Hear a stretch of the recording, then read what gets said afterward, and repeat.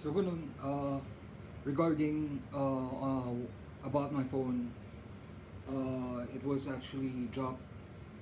I accidentally dropped it in the toilet while I was peeing, and ganun, ihi ko naman yun, pero yung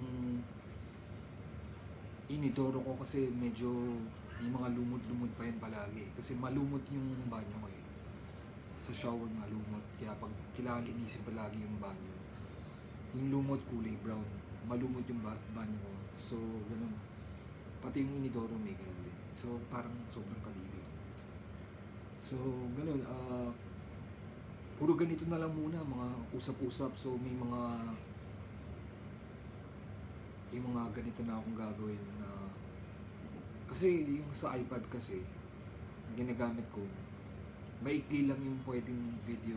Ang alam ko, maikli lang yung video na pwede. Pwede naman siguro habaan, pero mahirap gamitin yan sa gagamitan ko ng selfie stick na ganito. Hindi ko naman makakabit. Mas mahirap naman yun, ganun ko. So, ganito lang. Tapos, ang ginagawa ko ngayon, ganun pa rin na nagmo-model pa rin. Tulad nitong t-shirt na to, nalagyan ko ng pintura sa likod. Yan. Hindi niyo masyadong kita yung pintura dito sa t-shirt na to sa mga bago kong ginawa. Marami yan eh. Mga pambahay pa lang.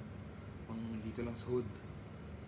Hindi niyo masyadong makikita kasi ganun, hindi nyo makikita yung dito kasi cream yan, cream. Maganda yung kulay ng cream. Pero sa dilim, kitang-kita. Sa dilim. So, ganun. Tapos, puro tulog na nga ginagawa ko. Tapos, walang cellphone eh. Tapos, yung iPad, mabilis maubos yung battery ng ganyan eh. Pag hindi ginagamit, mabilis maubos. Tapos, so kailangan i-charge. Tapos mabagal naman i-charge yan. Mabagal mag-charge. So, ganun, medyo wala naman talaga akong sasabihin. Yun lang. Tapos, ganun,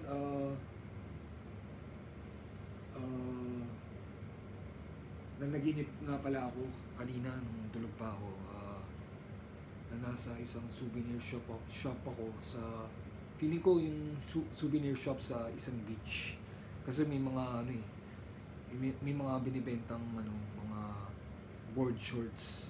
May mga binibentang board shorts. So nasa beach siya. Tapos ganoon na rin yung iniisip ko bago ako matulog na kung anong ginagawa ko ba. Nagbabakasyon lang talaga ako eh.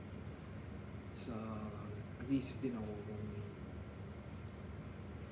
saan magiging okay, kung anong magiging magandang profession or trabaho. Tapos wala naman ako maisip.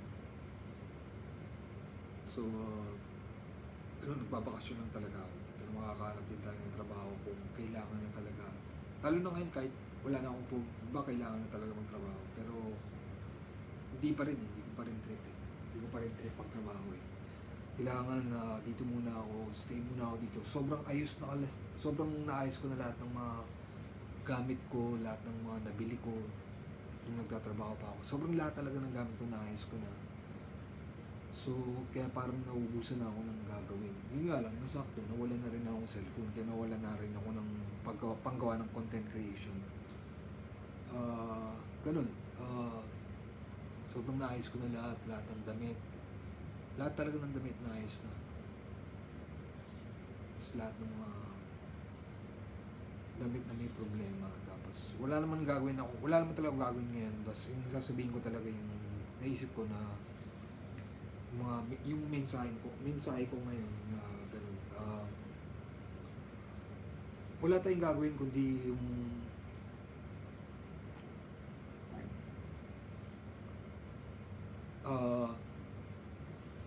paka-normal yung aayusin natin yung normal lang yung gagawin natin, pero yung gagawin natin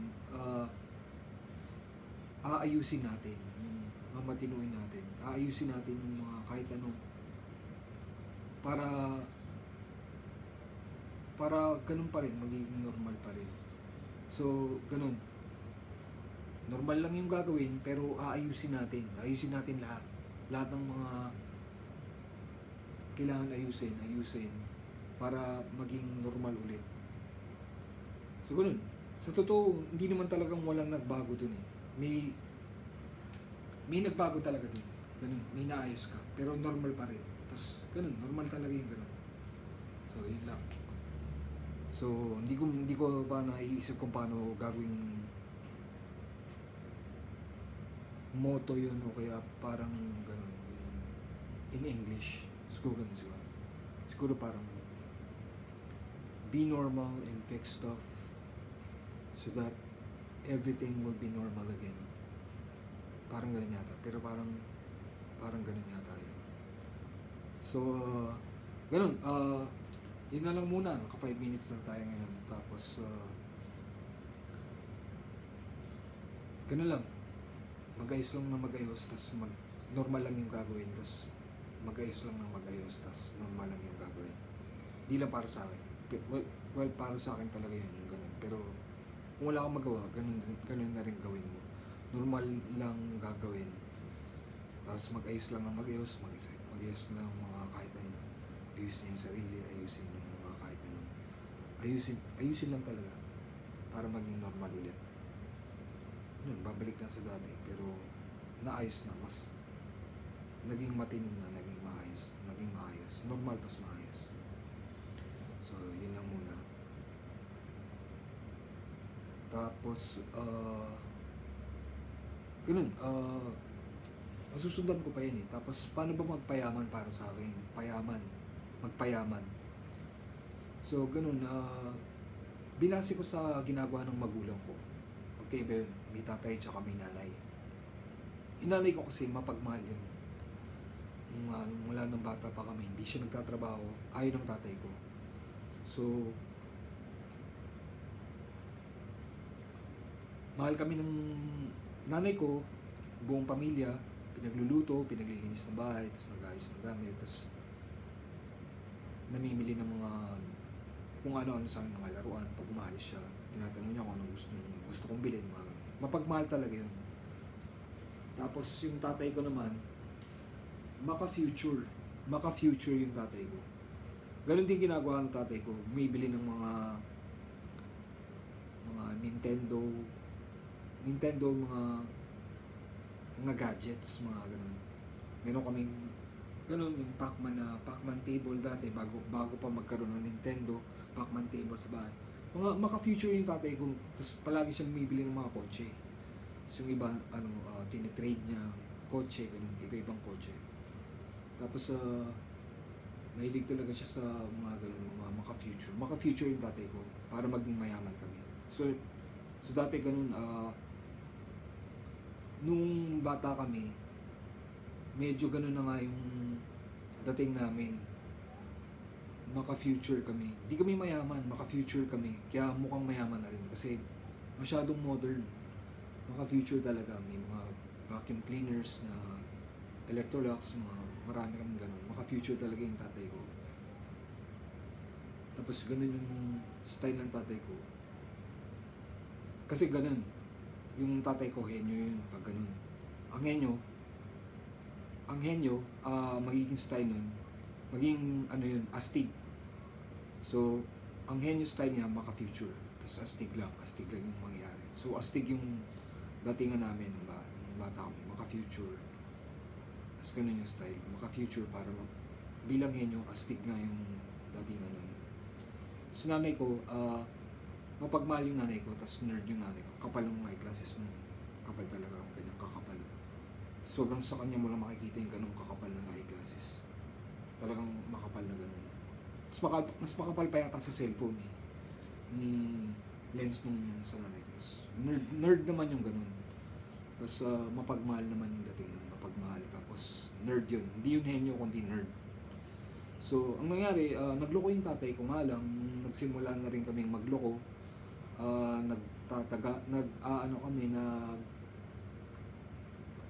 Natuto kaming uminom-inom ng beer, tumoma. Tapos, nagmamariwana, nagda-drugs, ganun. Yung tatay ko, sinabayan kami. Pero mas grabe pa. Iniwan niya kami, pumunta siyang Bacolod, tapos ganun lang pala yung ginagawa. Naging addict na, tapos napabayaan na yung mga renta namin na bahay, yung mga nirerenta na, napabayaan na lahat, tapos nawalan kami ng bahay. So nakitira kami sa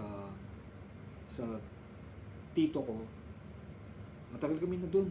Pero nung nakatira na kami doon, yung tatay ko nasa rehab na. So matagal siya doon, mga 2 years yata. Tapos ilang balik na siya doon, mga ganun-ganun pa rin. Tapos nung pagbalik niya, makalabas na siya, hindi na siya umalis ng bahay. So hindi na rin siya nagtatrabaho. Kasi ganun, napinsala na siya. Yung, kahit ipagamot mo sa rehab yun, wala ka ng pag-asa sa buhay nun, kundi magiging parang ganun na lang yun. Wala ka na pag ganun. So, yung nanay ko naman, syempre siya na yung magtatrabaho. Siya na yung bilang mapagmahal, ganun. Pinunta niya yung tatay ko doon sa Bacolod, hinanap niya, tapos binalik niya, tapos nirehab siya yung tatay ko.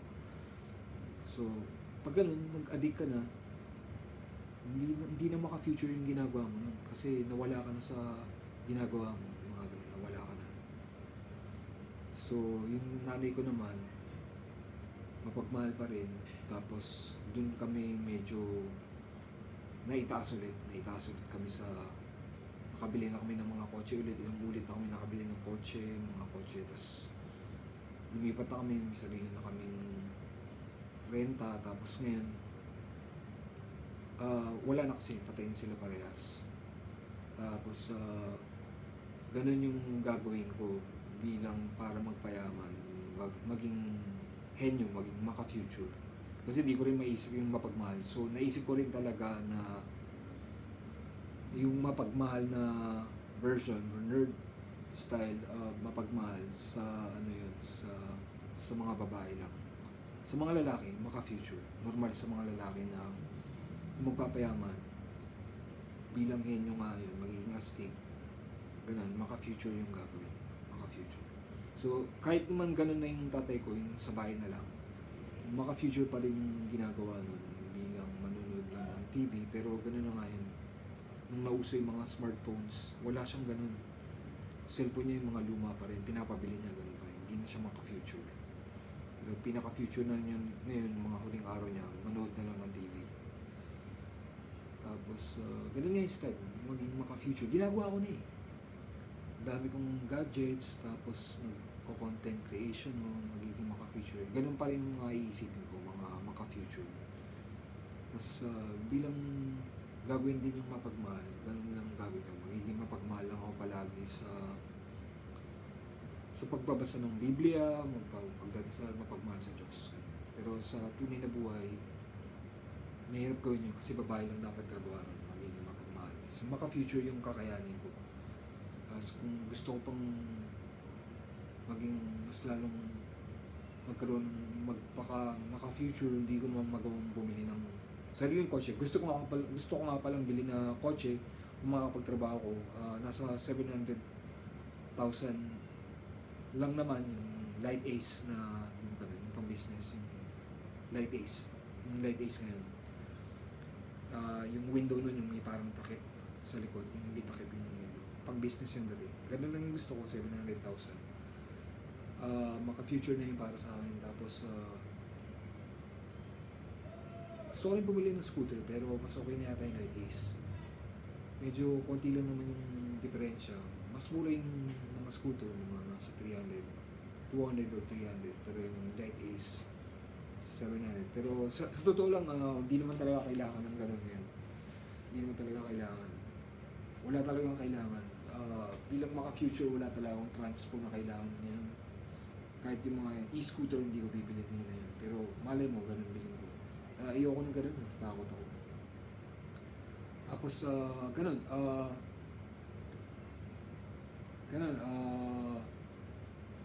Pagiging maka-future ko ngayon, gawa pa ako ng mga audio content, tsaka video content. Tapos, dito lang ako sa kwarto palagi, naka-aircon lang ako palagi, 24 hours. Maka-future na yun, kasi mas future na ngayon. 24 hours na pwede yung aircon. Tapos, ganun. Style ng tatay ko. Para henyo tayo, para astig. Tapos, ganun, ganun, nasabi ko na. Thanks for watching. I'll be around back whenever I want to say something, just to update things. And I'm just gonna stay here and party by myself. Unless anyone wants to come, we can't do anything really. We can't really mess my room or anything. But we have two benches here, and totally there's nothing to do here but listen to music. And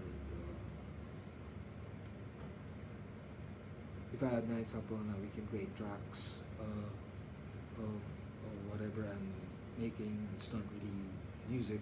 It's like a futuristic or maka-future na pang speaker. Nalalakasan ko rin siya. Sa totoo hindi naka-mix masyado. Ginulo-gulo ko kasi. Tapos sakit sa tenga, hindi masyadong mataas yung mga pitch, mga music, mga instruments, mga synthesizers. Pero inayos ko siya na pwede nang lakasan. Tapos okay naman. Tapos ganun, baka bumili ko ng tattoo kit, mga tattooan ko rin yung sarili ko para maging maka-future lang. Kasi sa mga listahan ko sa mga online shopping, yung nasa cart ko, mga maka-future na yung mga nilalagay ko. Kahit ganun, kahit yung mga mura lang, pero maka-future nga. Pero ganun. Ewan natin, baka ganun, wala na. Palagi naman talagang ganun kasi, parang lagi naman kasing ganun lang kagulo yung mga bibilin sa Pasko. Pero yung cellphone kailangan talaga, hindi magulo yun. So, ganun lang muna sasabihin ko. Ganun.